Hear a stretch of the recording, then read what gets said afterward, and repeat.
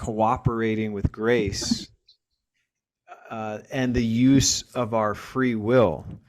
How would you define free will, or how did Yogananda define free will, and how much free will do we have, and what is the appropriate way then to use it to tune that dial so we can get back onto the radio track of God's love and joy? Wow.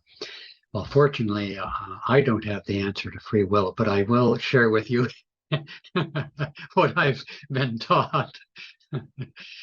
The reason I laugh is because in this culture of ours, it's a challenging topic. There are two challenging topics that I identify in the book, and I don't explore the first one, but I do explore the second. The first one is the whole topic of human sexuality, for which we are just really very confused. But the second topic of free will is at least a little bit more approachable. And it's important. And it's right that we Americans and we in Dwapara Yuga, that is to say in this new era of awakening and consciousness, that we should exercise free will. We should learn willpower is the essence of success and change, etc. Yes, but when you step back and examine, okay, why is it I used to be an accountant? Why is it Narayan used to be a salesman? When we think about why I like coffee and you prefer jasmine tea, we don't have any answers.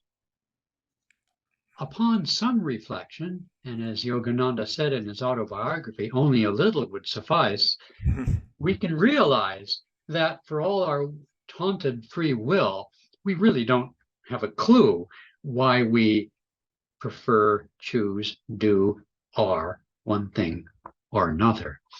And so a famous woman saint in India, Anandamoyi Ma, who's featured in Yogananda's autobiography, once gave this metaphor for what is free will. She said, it's like you're on a train and the train's barreling down the tracks towards its destination.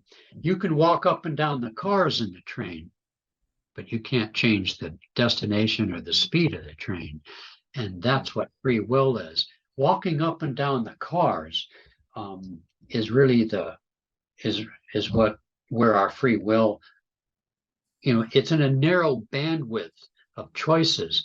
And never mind that I like tea and you like coffee. Those, after all, that's pretty inconsequential, spiritually speaking, isn't it? And so our real choice, and this is where my friends Adam and Eve come into play, the real choice, the real free will we have of any consequence as it relates to our spiritual growth and salvation, to use a Christian term, is whether to turn towards God or to turn away.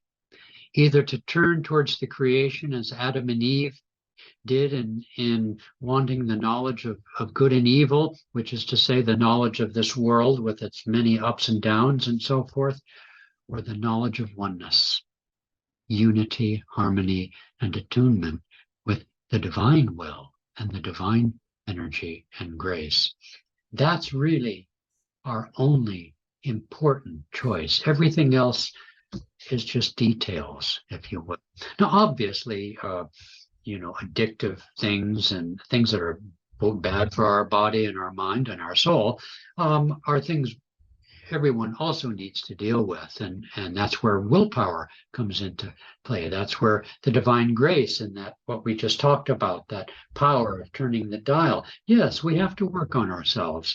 But really, when you come down to it, that choice, like the prodigal son, he was eating the feed of the swine, right? Mm-hmm. As he was in the gutter of life. He realized, he remembered his home with his father. That was the defining moment when he reawakened through memory. Like what's that story of the prince and the pauper, where the prince goes out into the slums and I don't know what happened, maybe he got drunk or something, and he forgets he was a prince. That's you and I. Mm. We have our true royal heritage as sons of the Almighty, sons of the infinite Spirit.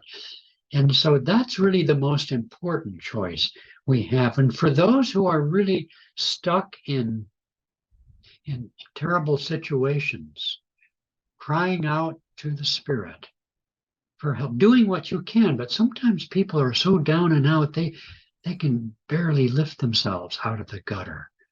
And it begins with that cry for help, for that cry. And the greatest help at all is to have that love for God, that desire to know God, that Mm. desire to love God. When how can you love somebody you've never met? That's our ticket. That's our exit visa. Mm. Offering is when we turn within and we lift our eyes and lift your eyes unto the hills from which cometh my help. My Lord cometh from the east. This is really our free will.